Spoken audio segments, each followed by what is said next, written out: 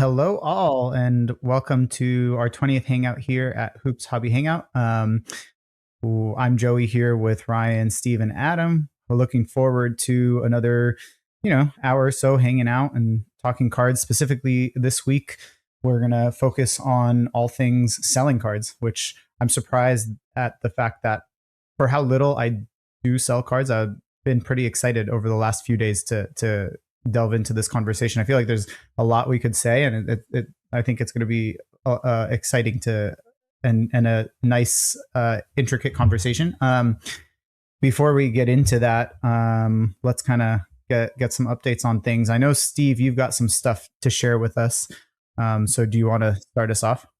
Yeah, I got too much to share, so you guys definitely cut me off. But I think it's perfectly okay for us to dive into our NBA fandom, and even if any of us get into like other basketball fandom. But man, Ryan, your Nuggets smacked around our Celtics last night. I mean, what? I mean, Adam's shaking his head. It just I'm not going to bash the Celtics too much here, but I said to Ryan in a group chat that I'm in with him, like, it's really impressive to see a well coached team. I mean, the defensive intensity and just I said, Adam, I didn't send this in the group chat because I'm sick of being like the negative guy. But when the Nuggets were making their run, there was like 4 to 6 touches in the offensive end. Like they worked for like open shots, and then the Celtics would come down and have like a bad pull up three or maybe 1 or 2 touches and just jack up. So kudos to Ryan. Ryan's Nuggets played the Sixers the night before or 2 nights before, and the commentary was his players on the court that played 40 minutes that nobody knows. Like they had all reserves. They're pretty injured.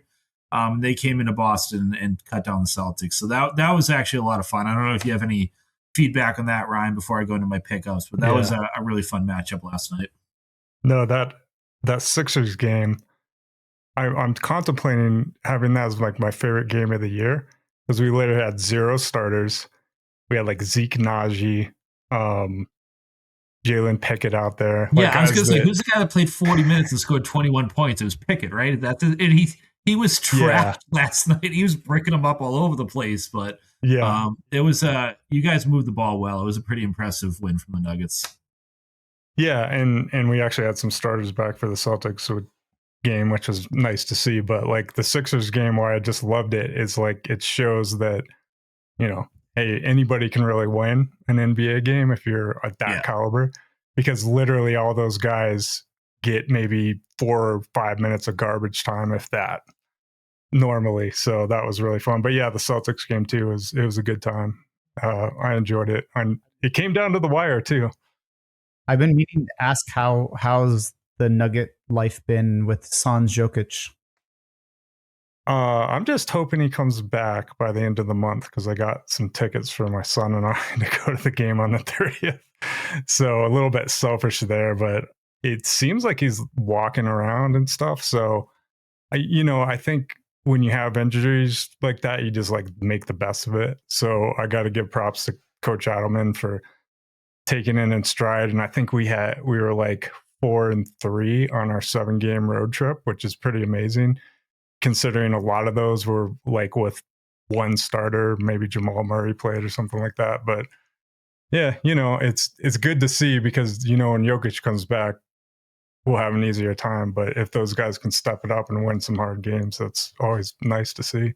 And from an alternative fan perspective, Joe, I can tell you like the offense is definitely not doing well. Like they're inconsistent throughout the game watching the Nuggets, but their defense was impressive. Like defense is one of those things that if you get players to lock in, and we talked about at the start of this whole process for all of us, like 20 episodes ago, the Nuggets did a good job boosting their depth, and they have a lot of long players that are going to play hard, and they're one of those teams that can play defense aggressively without getting out of position, if that makes sense. So that alone, like they didn't dominate the game last night, but they really keep themselves in it. And then in the fourth quarter, they just played smarter offense than the Celtics. So they're also, I'm not saying this in a bad way, Ryan. They're lucky to be on an East Coast swing right now, so the games aren't as weighted as much. They're not going against like their rivals, right? So, but they're 3-2 in their last 5 based on what the Celtics announcers were saying last night. So it's they're well coached, they're pretty deep, and they're going to be able to like tread water until Jokic comes back. I'd say, if that's fair, Ryan. Yeah. I mean, it was a good game from both teams, but the Nuggets were definitely the more focused team last night. Yeah, and that was the best case scenario for us, was just like win half of them if you can. Yeah. Perfect, while he's and out. you're not going against the Rockets and the Clippers right now. You're going against Celtics and Philly, and I think the Raptors were in there at some point, or are going to be in there at some point. So it's like teams that aren't as weighted. So it's like as far as the injury to the best player in the world, it's like optimum situation. Other than the fact that you paid a premium for tickets and may or may not see him with your son. So you lost me at defense. You really think he's better than Jaylen Brown? Yes, he's slightly better. So, I mean, Adam, you got to, I know Jalen's been off, but some of these performances, we talked about it, and he like, kudos to Jalen. Like, his 50-point game against the Clippers were on fire, and he shot almost 70% from the field. He scored almost 0 points in the restricted area, and he had only 2 turnovers the whole game. I can be not as hard on Jalen as Adam is, but kudos to Jalen. He really has stepped up. I don't know if he can be this guy when Tatum comes back, and if they can really find that balance. But that 50-point game against the Clippers was amazing. If you guys haven't seen the highlights, it really was one of the best games of the season from an individual. So I'll give JB his love on this podcast as well. He probably should be somewhere on the MVP ballot at this point. Sorry, Adam. That's my opinion. That's crazy to me. I'm not saying he'll be a finalist or something, but he should definitely be getting some votes of some capacity. If there should be a barometer, if you vote any placement of him on an MVP ballot, you lose your ability to vote next year. He has good moments, and I am a hater. That's all those things can be true at once. But to be an MVP, you can't have the lows that he has. So that's just out of the question. The counter to that, Joey, is even the homers in Boston have been talking about how JB should be an MVP candidate because of the 65-game rule. So that might rule out 2 or 3 of the top candidates, right? So it's and I think JB should be an all-NBA level player. I even think he should get some votes for all defensive team. He really is one of the best players in the league. But I also can see what Adam's saying. Some of the lapses that he has, or even last night, some of the bad fouls that he had, really highlights some of the weaknesses in this game. So it's a catch-22. But like I said, even the Boston media is saying, yeah, he should be MVP because Jokic probably isn't going to make it, and LeBron's not even going to be all NBA this year because of his absences. So they were even looking at okay, because these guys won't meet the criteria, as opposed to what JB's play level is. So but he's been better than I thought he was going to be this year. So all credit goes to him. All right. While I'm monopolizing things, let me show you guys a few cards, and then I'll pass it over to you. So the first card I brought, I wasn't going to show this, but we talked about this last week, is Old School Relic. So this is Bailey Howell right here. This is a card Adam knows I've been after for a while. This is a game used, and you can't see it on my camera. It is disgustingly dirty. I don't know if it's blood or sweat on the white part of the jersey, but this is a game used jersey piece from the 60s. He's a Hall of Famer, 2-time champion from the Celtics. Played for multiple teams, but this obviously is a game used Celtics piece. So I thought I'd share that based on what we ended last week's conversation on, just how these old school jersey pieces are super cool. And then I got in another WNBA card. So the first ever WNBA game I took my daughter to was in 2022, and I was a fan of the WNBA. I wasn't following it super close, but I got to see the Connecticut Sun versus Las Vegas Aces, which little did I know would be a preview of the WNBA Finals this year. So this is Alyssa Thomas, who, for the non-WNBA fans, I think is the WNBA's version of Charles Barkley. She is legitimately a point forward. She's dominating. Unfortunately, she happens to also exist when the WNBA's version of Michael Jordan exists. But this is a Timeless Moments autograph on card auto, which you guys should be familiar with, the Timeless Moments set of her triple-double from the 2022 WNBA Finals. So that was this is our first ever on-card auto, and being in a Connecticut Sun, and from that first season I took my daughter to a game, that was a pretty cool piece. That was sweet. It's really nice. Yeah, they did Ryan, they did an a lot of the cards they try to like recreate like the Kobe version where they have like players celebrating finals wins. They're kind of weak photos, but this one's actually an in-game photo. It's her celebrating during a triple double, which is kind of nice. I think a lot of it they did sort of go weak with some of the photos, and it could have been a better set. But I'm really happy with this one. I like those celebration photos myself. That's cool. Yeah, they went a little heavy with it. Like, you know what I mean? Like, they have like Brianna Stewart, which is probably a player you guys know, who's going to go down as one of the all-time greats. They have her celebrating on the floor with confetti, which is pretty cool. But then they have Asia Wilson, who's had like some of the most iconic finals moments in WNBA history, and it's just her like holding up her MVP T-shirt. So it's like, and like many of the players, even like the retired and the current players, they went a little too heavy with that. So like the Brianna Stewart photo, I think is awesome. Like she's literally on the floor, like sprawled out with like confetti on her. Like how cool is that? But I think they went a little heavy with some of the other ones, kind of being a little generic. And then I told Joey I'd share these. So we talked about silhouette a lot. So I've got a pair. The last 2 days, my 2 mail days, have been some Jay Crowder silhouette patches. Same set, so it's a thread set. One, and I can't tell. Geez. We have an out of 49 here. This is the bronze parallel. And we have the out of 10 gold hollow parallel here. And I mean, you cannot tell the difference between the two. The interesting part is the out of 49 parallel. This is only the second copy I've ever seen that has an actual patch on it. Most of them are napkin relics.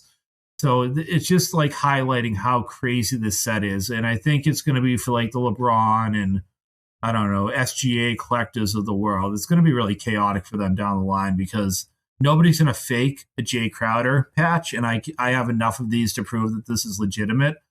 But if you have a LeBron patch and it's a Heat patch and it's 10 years from now and 3 of them are napkin relics and then one of them has like a 3-colored number patch for the same serial number, it's going to be kind of chaotic. So I thought that was kind of an interesting 2 different cards in the same back-to-back days that just highlight the difference in that set. I know we've talked about a lot, so I thought I'd share that one. So odd that like has in crazy patches just in all throughout. Some of the non-numbered stuff even has really wild patches too. And even the fact that Ryan, that both of mine are like, I have enough of these Suns jersey patches to know like the difference. Like it's a City Edition jersey. The fact that an out of 49 and out of 10 both have number patches, like we've seen in the past with Panini, where like they might do for like an out of 25 just the team logo across the chest, and the out of 10s might be all number patches. The fact that they're all random pieces of jersey is even more confusing. Like it's not just like all the out of 5s are the sponsor patches and all the out of 2s are logo men or anything. It's really kind of chaotic, which I think is fun. Go ahead, so I was going to say, there are some that are like unnumbered that are tags. Yeah. It's wild. Yeah. I've seen some Marcus Smart ones that are unnumbered that are like Memphis jersey pieces that are like 4 or 5 colors. It's wild. So wouldn't want to be investing in it, that's for sure, but it's fun to kind of collect a low end player. I mean, both of these, I probably paid less than $15 for these 2 cards. Like I know one of them was $4 shipped, and the other one I won for $3 plus shipping in a bubble mailer. So yeah, well under $15 for the 2 of them. So that's a no brainer. Yeah. I'm hoping too for like low end kings for me that I can start getting those really nice looking patches for super cheap. That's what I'm hoping over time it turns into. For sure. All right. I talked way too much. Anybody else have any updates of what they've been up to as far as a fan or from a collecting perspective? I do have something, unless you guys want to go first. No, go ahead. So I got this. This is a game issued. Okay. Harris warm up. So nice. On the Magic. I unmuted myself just so I could laugh. The reason I got this is because it was cheap. So it's got the NBA 75th cool. little logo on it, and then like kind of a cool Magic patch and stuff like that. So this was listed as game worn, but it's not game worn. So I'm kind of new to the whole, memorabilia game. But if you get it, this is a Migraze one. So if you get Migraze, they'll usually have a certificate with it, or like a letter of authenticity or whatever it is. and you'd have to read that. So if it's in the option, read it, even if it says game worn. In this case, it was game issued, so likely not worn.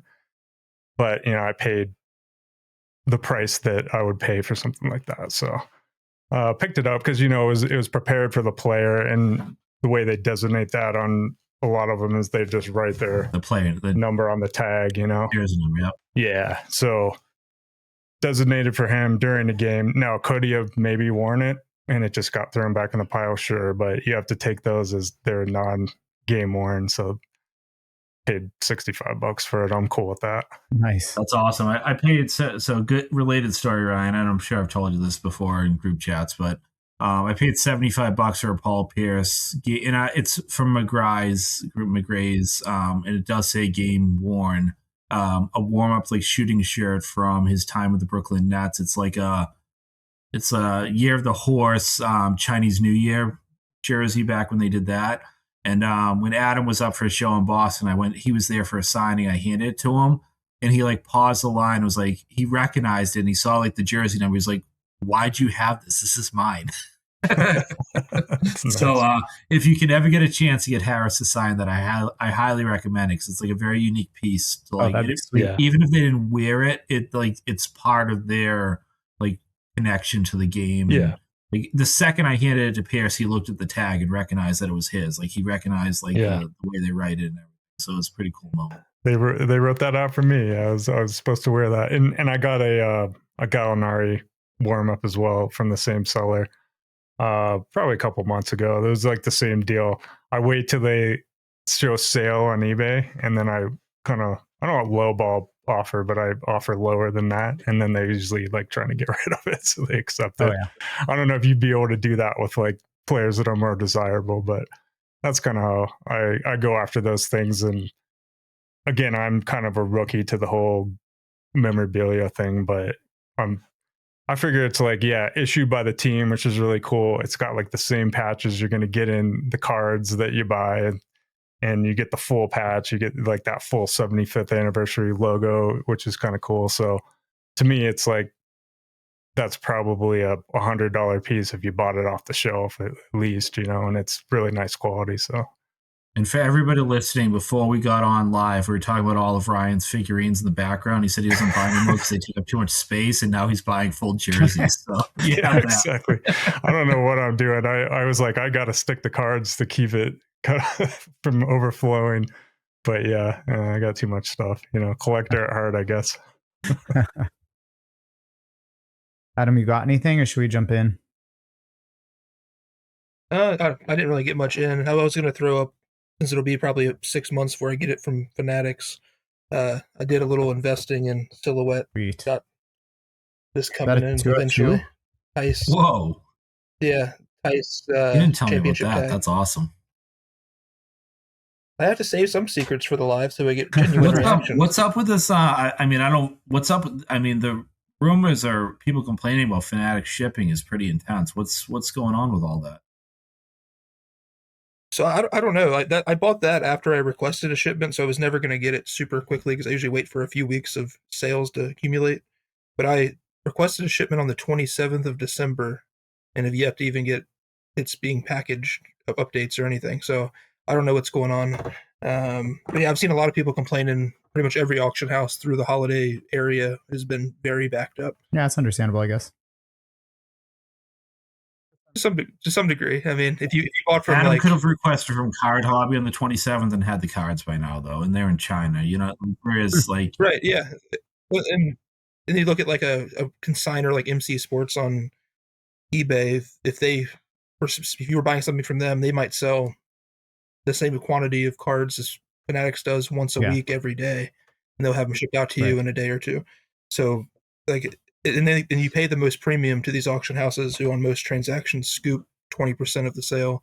So you would think that they would be able to get them out a little bit quicker or have a team board it because of it, but it is what it is. We keep buying there, so we can't say much. Well, Mark said in the chat it took like 3 weeks for him to get tracking from Fanatics, so maybe that'll give you an idea of what...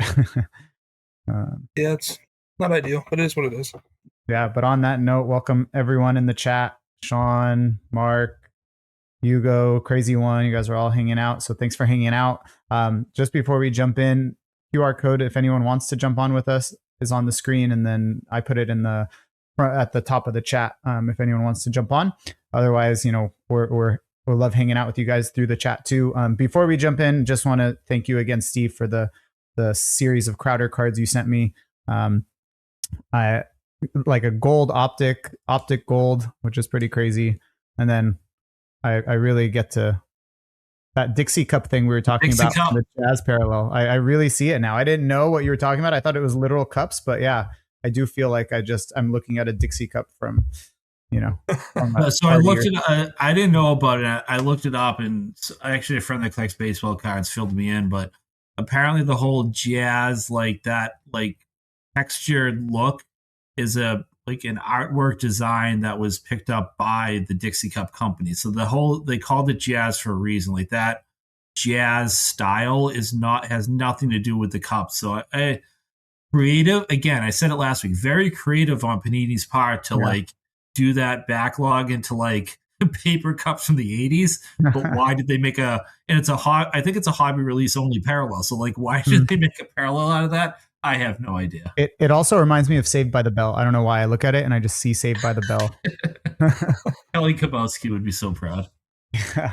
But yeah, Steve's getting some much deserved love in the chat. So thank you again. But like I said, we're going to talk about selling cards today. So we should probably jump into that. I mentioned at the beginning, I was excited to talk about this. And when Steve posed it as an idea, it was literally maybe an hour after I had sold a card on eBay, my first card that I sold on eBay in a couple months or something. And at some point I was going back and I was realizing, wow, I probably did a bad job selling this card because it was part of a lot that I got over the summer that included some Isaiah Thomas cards. I think I mentioned it last week and stuff, but so I was just trying to sell off some of the extras, and it was a Michael Porter Jr. card. And then I know obviously he got traded away from the Nuggets. I feel like I had checked comps to see what the card was worth, but that specific card hadn't sold for a while. So then it got hit. The bin got hit. I did it buy it now best offer, and the bin got hit within an hour or two.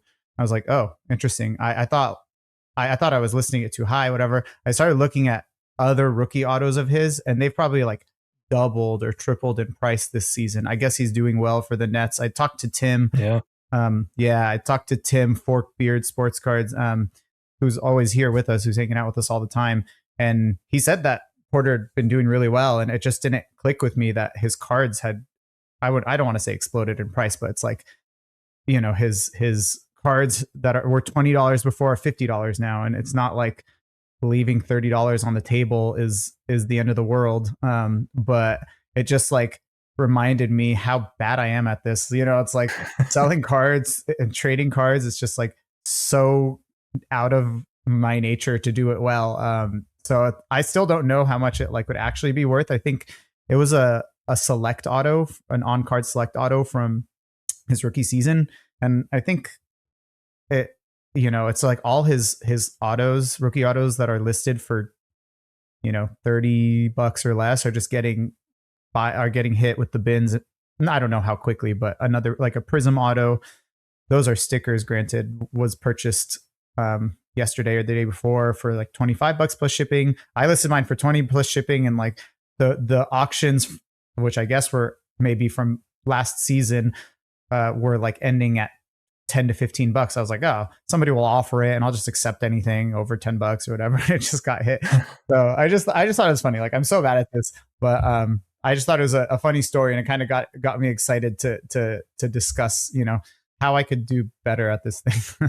I'm gonna say to you, Joey, actually good sale. To be honest with you, and not to crap all over MPJ, but I think that's a great time to sell. And if there's a player that all of a sudden stuff spikes and you can just post it for what the average comps are and just sell it to someone who wants to flip it and get full asking price, I think that's a great, to be honest with you, I think that's a great sale. Michael Porter Jr. is not going to be the next great thing. And when he retires, hopefully people remember him, but he's a fine player. He could throw out his back and be done for the season tomorrow. You know what I mean? So I think actually say, hey, this card's spiking right now at 50. I'm going to post it at 30, which is what it traditionally sells for, and let someone hit the bin, I think is actually a really smart move. So I'm gonna counter everything you're saying and say good job. I think that's a really smart way to sell cards, to be honest with you. Unintentional, but thank you.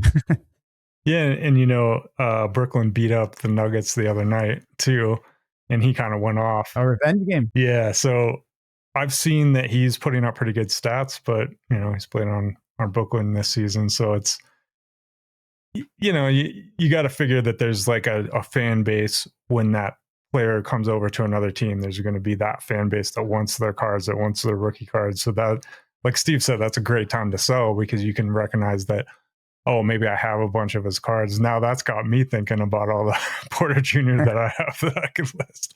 But yeah, I think to your point though, on selling at the right time, there's really no right time to sell. There's really no right price to get. It's all kind of a game of chance in a way. We can look at like average sales. You can use tools like 130 point. I don't know if you guys use that, but I use it quite frequently for comps. I know a lot of people like Card Ladder as a means for comps, but just getting close. And I honestly don't try to make top dollar either, because I'm not really in the flipper mindset. My mindset comes in if I can move some cards that don't really fit in a PC or don't really fit something I'm going after the time. Maybe I bought them a couple of years ago and I can get a little bit of money because, like you said, like a guy gets hot or, the new fan base is coming along to buy it. Perfect time to sell. And if I'm not making every little last cent, then the next guy can try. Right. Yeah, and to be fair, it's like I have some of his stuff on ComC, and the crazy one mentions selling on ComC, which I love too. I have some of his numbered rookies. I think they're from Chronicles or something, part of that lot too. And I sent them in when they did their free grading promo in the spring or whatever. And those haven't sold. And I don't think they're necessarily that high. I mean, I definitely don't have them. I don't know. I don't even remember what I have them listed at. But yeah, it's not like everything's going crazy. But just I thought it was a little funny. But Steve, you posed this idea kind of on what to talk about over the weekend. What was the impetus for that? Like, I'm curious where your head's at. Yeah, I didn't share this with you guys, but I was honestly just thinking about like what can we talk about, and I think we've done a good job of like sharing that we, for the most part, we collect for the point of like owning this stuff, right? Like none of us are busting wax, we're not breaking anything like that. And honestly, Joey, what I was thinking about was we were talking about, I forget if it was Pristine or Caleb or whoever asked about like what are we going to do when we get towards the end of our lives and do with our collection. I said, I hope to unload some of this stuff and not burden my kids with it. And all three of you guys like, my kids, I'll be long gone. I'm collecting till I go. I'm holding on to this stuff. I'm going to burden my kids with it. But at the same time, like I know for a fact I facilitated Adam buying cards from Ryan. I've bought cards from Adam. Adam's bought cards from me. I've had story sales. So even though all of us have that mentality of I want to just like collect for the sake of owning stuff, we all do sell stuff at times. And I was thinking with the new year, I know there's people setting goals about, changing their collecting habits or downsizing or, selling up into larger cards, and just how do we all go about it? So as those of us that aren't buying wax and breaking or grading to flip, et cetera, what approaches do we all take to selling cards, and what have we found success with, and what do we, maybe not find as much success with, as far as whether it be like return on investment or just like ease of transactions, et cetera, et cetera. So that was the impetus for it, Joe. And I'm going to completely mute myself and not share anything. I'll let you guys kind of chat a little bit. Yeah, coincidentally, IndyCar Cards mentioned that's one of his hobby goals for 2026. So right in line with what you observed. Yeah. So Ryan, Adam, do you guys have any initial thoughts on what Steve's saying? I mean, obviously, as Steve said, I've bought and sold cards to him before. I've bought cards from other people in the group. I would venture to say I probably sell more than most people in here. I do shows somewhat often, regional ones like Indianapolis I'll set up at, or Nashville, or a small one here or there. Then I'll do occasional story sales or sell a card or two on eBay. Oddly enough, sold my first one in forever, like you, Joey. Just today I shipped it out, actually. So just kind of random. In that situation, it was just I bought a bunch of stuff from a guy in Australia, and he happened to have this Steve Kerr Prism silver auto from the first year, number to 25. And I felt like it was worth a good bit more money than what he had it listed for. So I bought it, and I was right. I bought it for 80 Australian dollars, which is like 50 something American, and I sold it on eBay for 200. So worked out well, and basically got me a free card out of the bunch that I bought from him already. And that's kind of what I do. I don't necessarily go searching for deals to find things or hunt collections, make posts about it. But if I can buy 10 cards I want and 3 cards I don't to offset some of the 10, I will buy the 13 and make a few dollars on the other 3 to offset the rest. Yeah, you do a great job with that. That's what I'm trying to do with the Isaiah Thomas slot. So hopefully it eventually gets me a little bit of relief from the however many $100 I spent on that. Yeah, it can be tough. Like getting the full value back isn't usually what I do either. It sounds good in theory to do it that way, but I'm always out cash, just trying to limit the amount of cash I put out. And my thing too is like so many people who do set up and do shows or do things differently than me. Like I don't buy anything that I'm not content with keeping. So like so many people go out and buy the booms if they can get a good enough deal or whatever it may be, and that does nothing for me. So I never look at those types of things for return on investment or anything like that. But if I can find a nice lot of stuff that's all in my wheelhouse, I'll buy it. And once they come in, if some of them don't fit where I thought they would be, or if I have too much of that player, once I start putting them away, whatever it may be, I'll put the rest aside and sell stuff at shows or story sales and whatnot. Yeah, no, it's a great idea.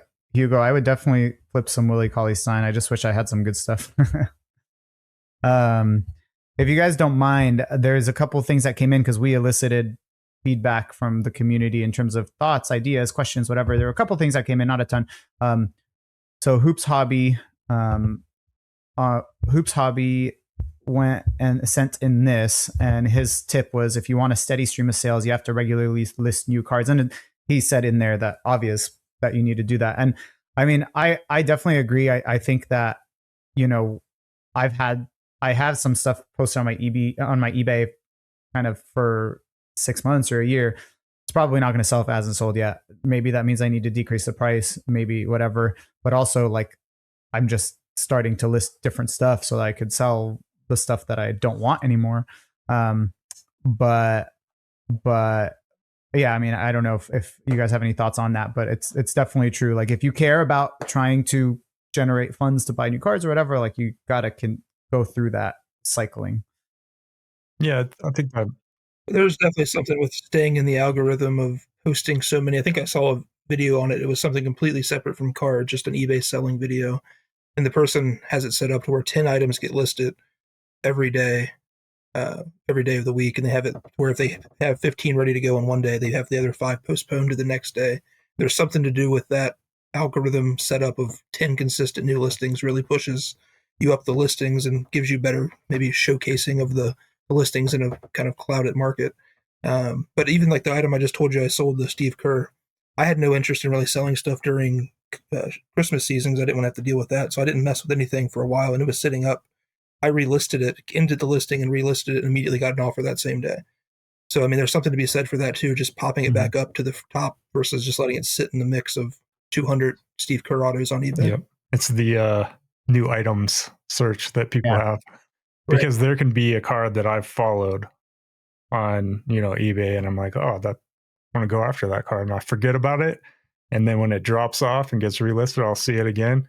And so there's definitely something about that. And I think he's probably more talking about if you're selling a bunch of cards, I would imagine, right?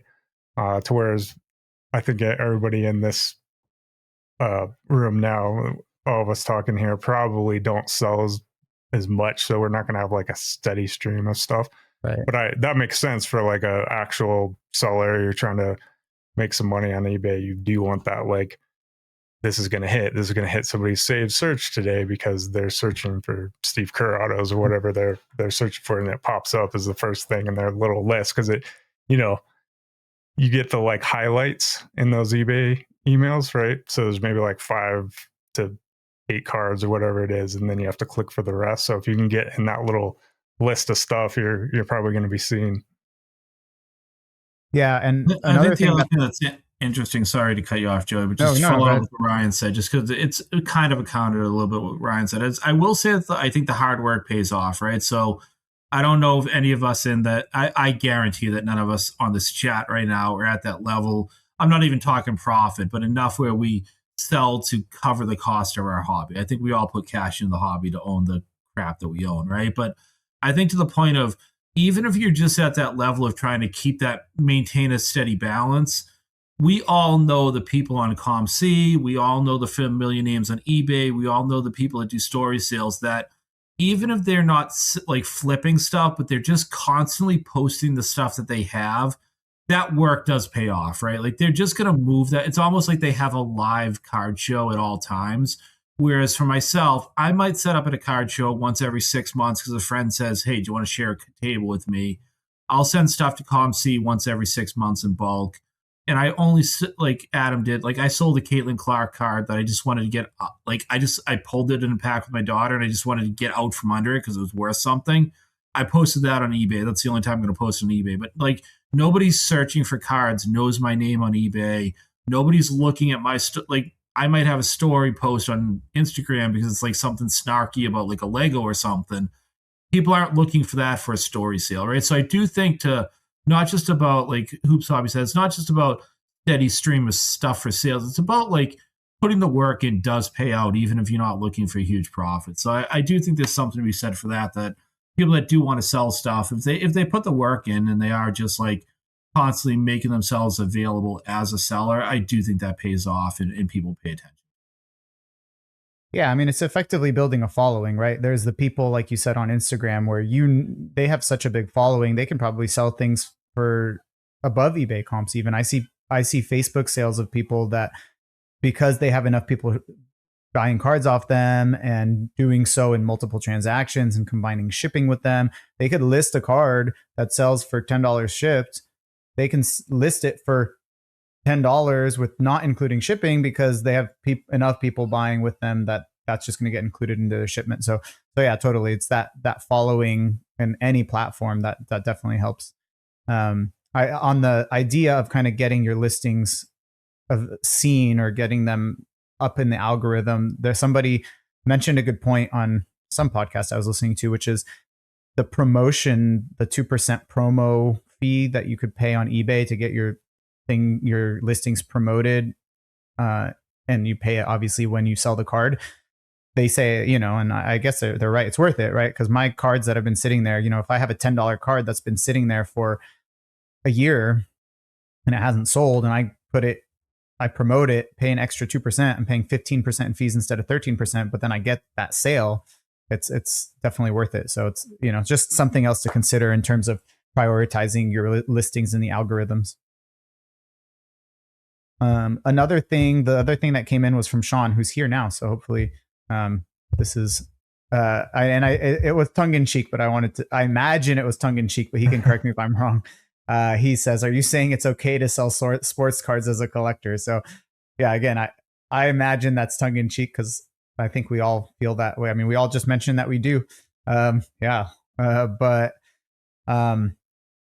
it kind of, I guess, segues into a question I thought about when it comes to this question. This question made me think of that, and I think you kind of elicited or alluded to it, Steve, which is kind of what role does selling play in your collections? I mean, you kind of mentioned, Steve, you're not selling to fund your hobby per se, like you're putting in your personal funds, but I guess what are the ways that you guys, or what are the possible ways that selling could play a role in the collection as a whole? And then I'll kind of share the thoughts I had, but if you guys could start off. I think it's important to Joey to like think about what you're trying to collect for, right? So if you had talked to me back in 2012 when hobby boxes were cheap and I was just like reliving my childhood through like an early midlife crisis, I was ripping wax of low-end products, right? Crusade, Brilliance, Prestige, etc. And instantly I would sell any of the cards I didn't want so that I could go out and either buy singles from that same product that I did want or buy another hobby box, right? So that was like, and at that point, stuff was so cheap that I could sell the quote unquote hits and then buy another $100 box, right? Like Prism was $75 to $100 a box. Prestige was probably $65. Crusade was $65 a box. So you could pull a Kyrie Irving relic card and sell it for, half the cost of a box, right? So back then, yes, Sean Marquis was released back in 2012. Yes, I wasn't busting any of that.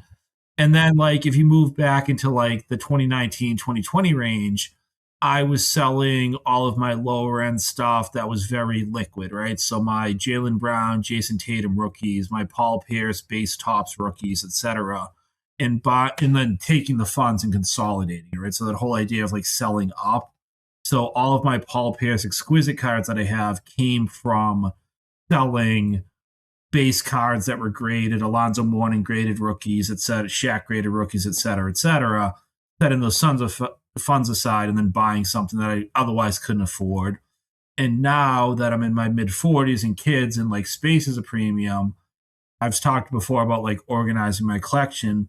Once I start to spill out of the 4-row boxes I have, I will quote unquote trim the fat. So I will sell cards simply to open up space so that I can then go buy more cards, right? Because I don't want to like overload myself. So I think the whole selling thing is really about like, for me personally, what's my goal of collecting? Am I trying to get bigger cards? Like I would not have a Tom Brady auto if I didn't sell cards back in 2022, or I would have too many cards right now that I love all of them and I can afford all of them, but they take up too much space, right? Or back in 2012, I couldn't have afforded while going through grad school to be ripping wax at the rate I wanted to. And by that, I mean like a box every 3 months is a treat to myself, but I didn't have that money, right? So it's like, it's really about like, what's your goal of collecting? And I mean, I reference Adam all the time just because we talk all the time, but I've literally reached out to him and been like, I want to like clear up space in my collection. Do you need any of these? Right. So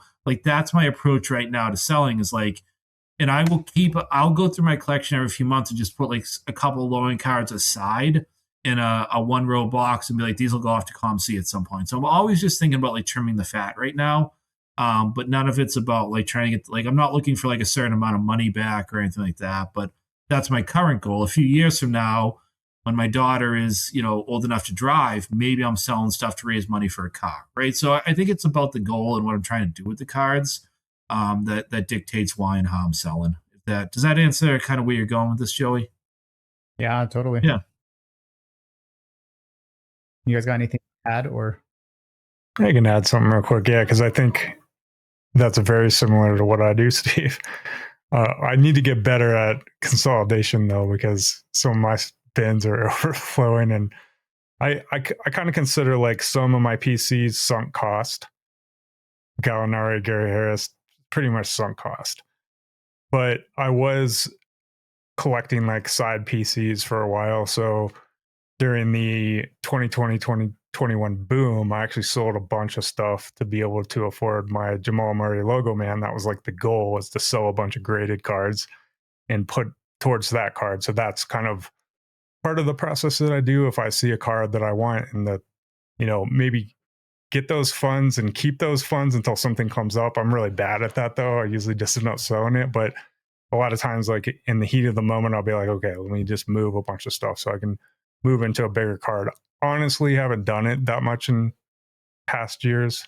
That was, more a thing where us collectors have been in it for a while and we're seeing all these base cards going nuts. We're like, well, you kind of have to.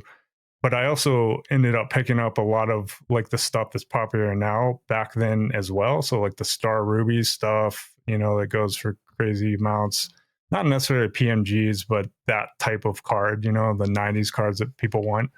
And I've been selling a lot of that recently, and honestly, like putting it outside of the hobby. Like I bought some land in the mountains and sold some cards to like put into that cost to acquire that with my brother. So like just stuff that comes up, and maybe you have something is like, I like that Star Ruby card, but I also like $2,000 or whatever, somebody's willing to pay for it. So it's kind of like, you have to think, do you want that in your PC? Is it going to be a huge loss? To me, if it's not a Nuggets card, because I'm a big team collector, I like my sets, probably won't sell that stuff. Maybe eventually down the road, if it becomes to the point where it's like, why would I not do this? But so far it's been like side PCs that I was just collecting of like cool sets or something that suddenly everybody wants this year. don't mind moving it to either put towards like another card, like I said, or even take out of the hobby. And that's kind of the approach that I take. I know a lot of people will get extra inventory in to flip and stuff. I've never really done that necessarily. Sometimes I'll end up with cards in like a trade deal. And I think that's actually, I was reading, MGS Sports Cards, Mark. He's got a great newsletter and he's talking about trading today. I read through it. Yeah. And that's kind of like the lost art form almost, right? Is trading. So I wanted to mention that real quick too, is if you do a trade and you acquire some cards that maybe you weren't like super excited about, but they got thrown into the deal to make the deal work, those can also be used to sell as well. So losing my train of thought, so I'll leave it at that. No, I think that's a good point. I just want to, so Adam, like the two things you guys said, I have in the past picked up cards that I want to pick up for inventory. And I haven't set up, like I'm just busy, like my kids are older now, but when my kids are younger, I used to set up at a local card show pretty regularly. And I would go into ComC or like go through story sales and I'd pick up stuff that I thought would move really well locally in the Boston area. But to Adam's point, I would never pick up anything that I wouldn't want to be stuck with. So like I'd pick up like I remember one of the cards was a Paul Pierce, Robert Parrish dual patch, which is just an odd combination. But I grabbed that. I didn't want it. But had I ever been stuck with that for $25, I'd be pretty cool owning that card as a Pierce collector and a Celtics collector, right? So, unlike Ryan has like an insane backlog. Like the stuff that he randomly posts in a story sale, I'm like, where did you come up with this stuff? Like he's got stuff from the '90s and early 2000s that I just don't have. So, as someone that is like newer than say Adam or Ryan to the collecting space, like I have picked up stuff for inventory, but I would never pick up a Brandon Ingram patch or auto card because I just don't want to own, like I don't want to own a Brandon Ingram card. So it's always stuff that I want to make sure I own so that if I didn't move it, then I could have it long term and be happy with it. The thing that I run into when I do that is I'm like, and this is my issue. So it's probably a bigger conversation, not one for today, is the whole consolidating thing. And Ryan, you mentioned that you need to consolidate. And my problem, and I don't even know that I care to consolidate. I don't think that I view lower end or cheaper cards as inferior to higher or more expensive cards. I had mentioned before, I'd much rather, and I mean, logo men are an exception because of just how crazy they've gotten in terms of value, but I'd much rather spend, a quarter of the price of a logo man or half the price of a logo man and get 20 or 30 great cards over, spend $1,000 on one logo man or $1,500 on one logo man or whatever.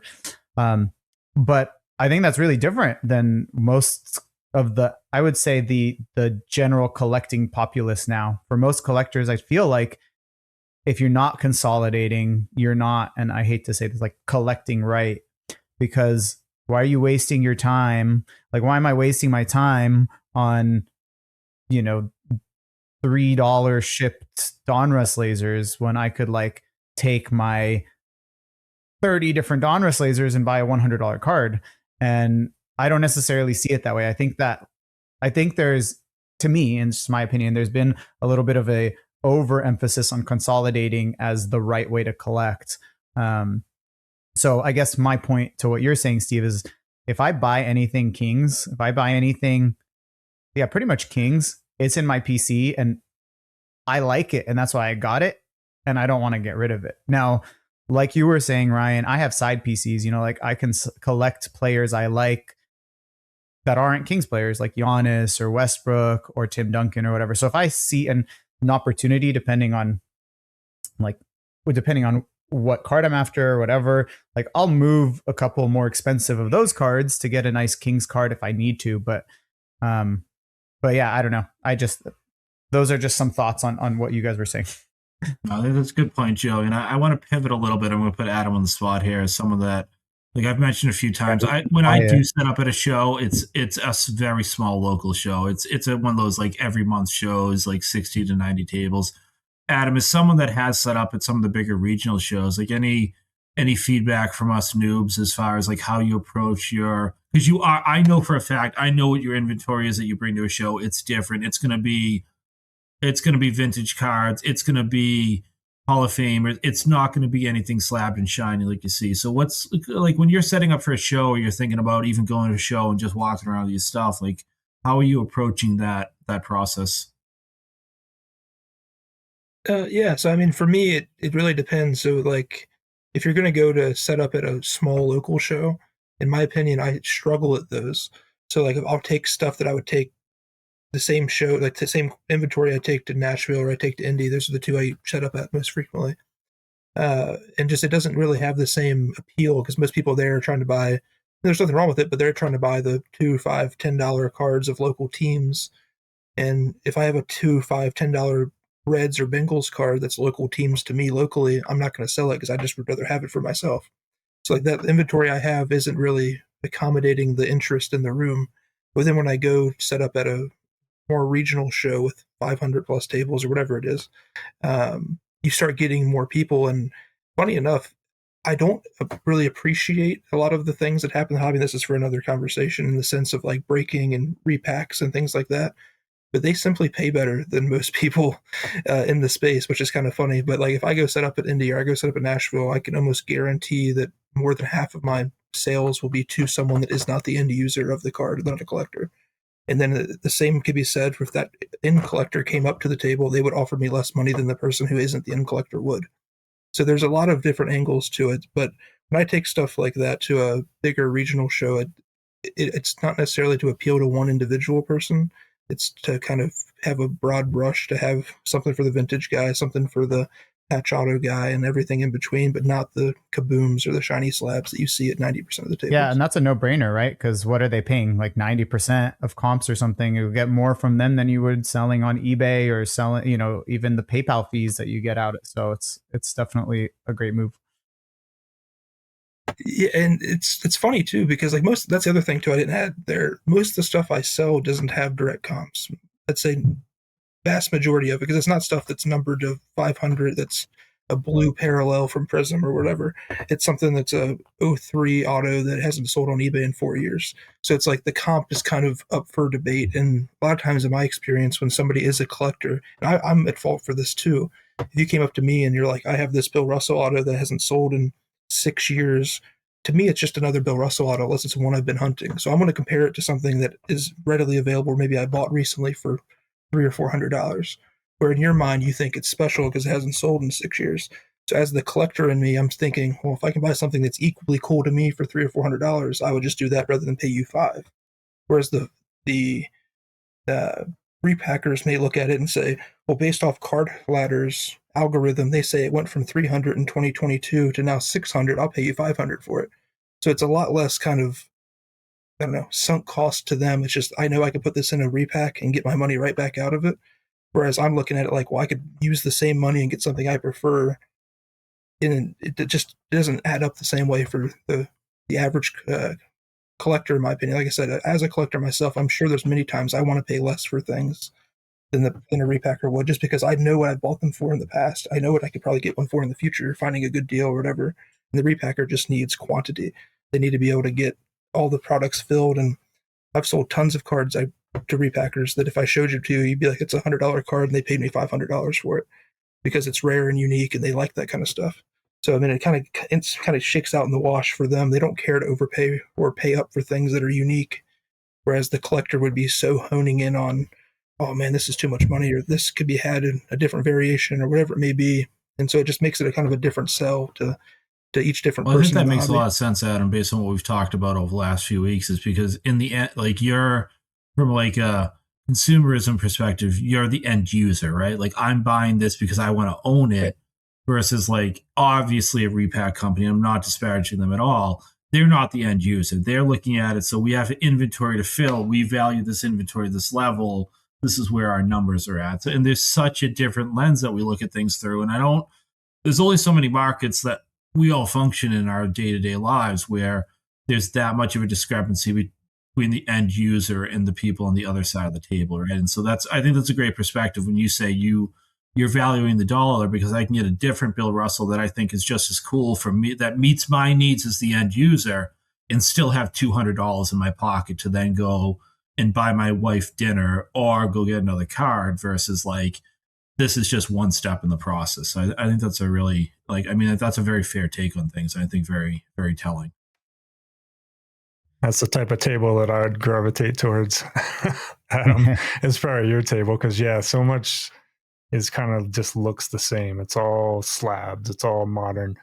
When I go to a card show, I seek out the weird stuff, like the vintage non-sports, or like guys that have like comic cards or something cool like that, just to see what's going on. If you guys don't mind, I got a good comment here from Nebrolian that I wanted to answer real quick. Sorry, was that the one? Here it is. Sorry.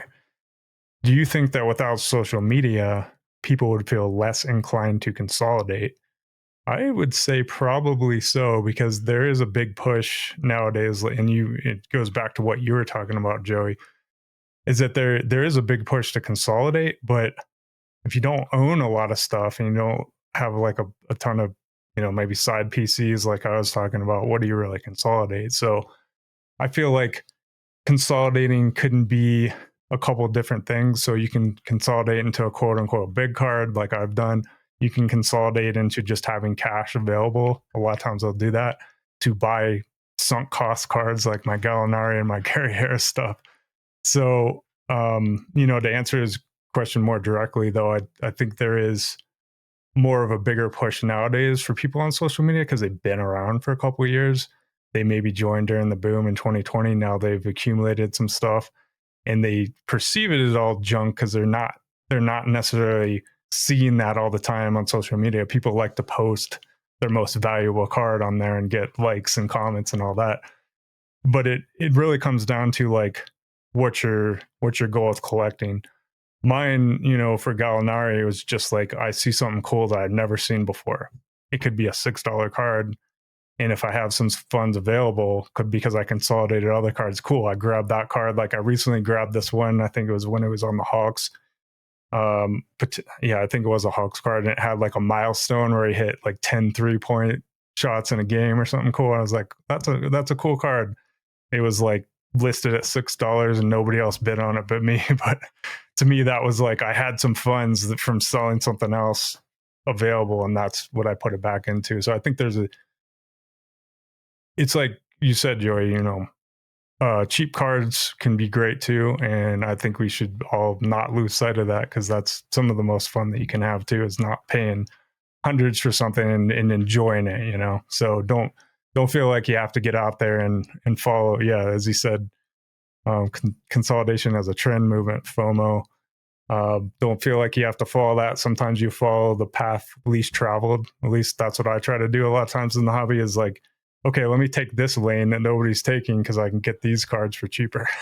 So to counter that is I do think that, so I might have been the first one on this feed to say the word consolidation when I was talking about like my 2020 approach. I have no idea that consolidation is like a trend right now on social media. And obviously I know all you guys through social media. So I do, and I'll be the first to say that I am like victim to being like influenced by social media. Like, again, like, I mean, one of the reasons that I own this card right here is because I've talked with Adam so much about Bailey Howell, right? And so like I missed out on one of these cards recently. I said to him that I underbid on it. I probably should have been more aggressive, but Adam definitely in a friendly way influenced me like, yeah, that sold cheap, right? So I went a little more aggressive at a second copy. So we are all subject to being influenced by our presence on social media. But if you have a mindful approach to it, I honestly have no concept until right now that consolidation is a trend within the social media feed of things, right? So I think it is also part of like being in control of how you're approaching things, but also being aware that by being present in a community, that community is going to influence you. And if that community is as large as TikTok, Facebook, Instagram, you're getting more of an impactful influence by it, right? So even as much as we might all think like, no, I'm in control of my own destiny, it's input that you're taking from others, right? So I have completely, however I've done it, I'm not saying I've done anything better. I've muted myself to whatever the feed is that consolidation is a trend right now. But doesn't mean that I'm also not influenced by social media and making different decisions based on it. So I think just an awareness of that. And again, we've said it a few times, be aware of why you're collecting, what you want to get out of it.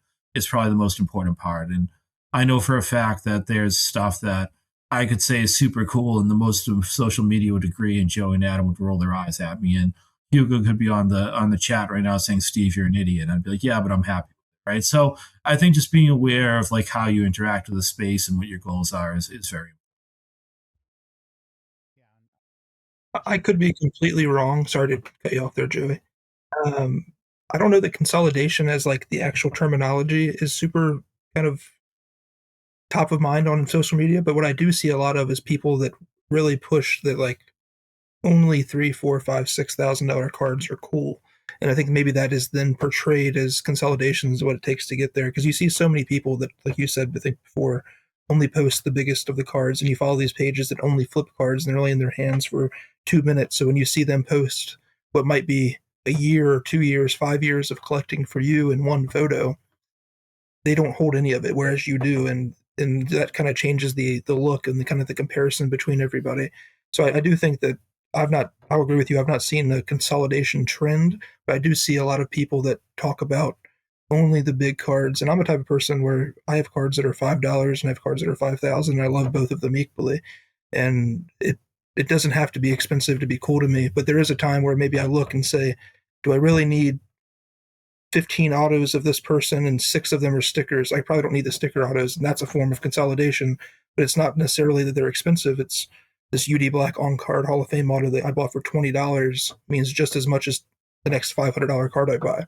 So I do think there's something to be said for just not having the quantity when there isn't any need for it, but definitely not getting in the way of price being the only factor that matters. I think that's crazy. There's people I see on here that do talk about looking for a big card, or like that's the parameter that they're looking for isn't a particular card. It's looking for a Jordan over 20,000. Why does it need to be over 20,000? How silly of a quantifier is it that the price is what I'm looking for?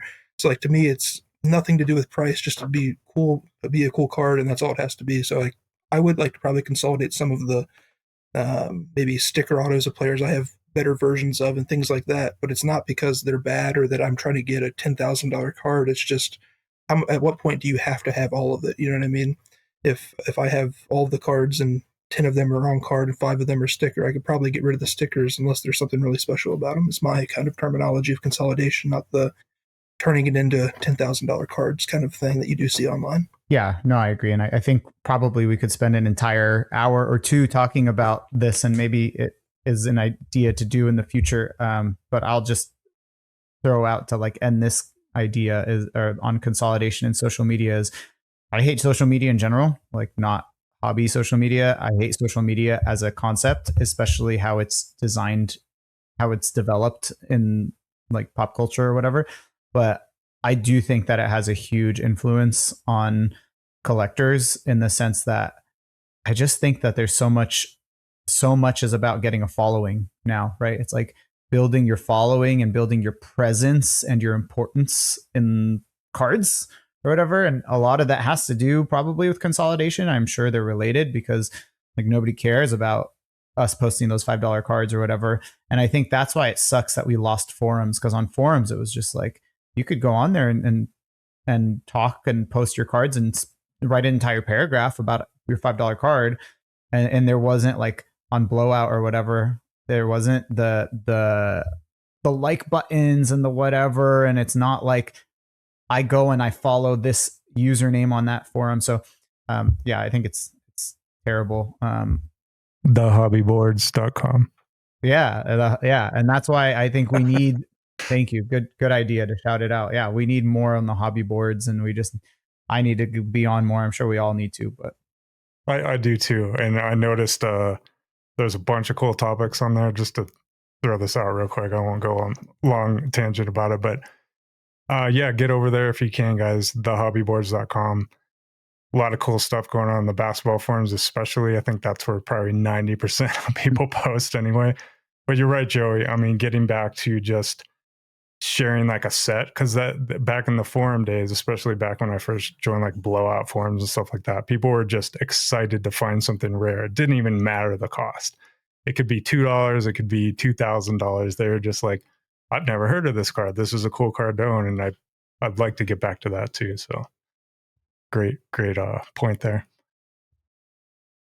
Yeah, and there's a lot of cool stuff that came in the chat, so I'm just gonna highlight all that stuff just in case. But yeah, so the crazy one and Gary were talking about the low end cards, and yeah, that's tough because he's a player collector, is a crazy one. I'm the team collector, so it's like I just want any card of those teams. I mean, there's certain criteria, like I try to avoid sticker autos. I tend to want things with better photos, whatever. But like if it's a nice card, a card I like of my team, it's going to be hard for me to move it. And yeah, I agree. Like with Gary, it's like I love my sets that are insert sets that I could buy the whole set for $10, but they're just like great cards, you know. And I love Fish 2's dad is here, so welcome. I think I haven't seen him before, but I think we have an idea of who that is that was thrown in the chat. And he also emphasizes how terrible social media is. And I think you mentioned Ryan, Mark's newsletter and blog. So I just want to emphasize that like we need more long form talk about cards. So that's hopefully what we're getting here.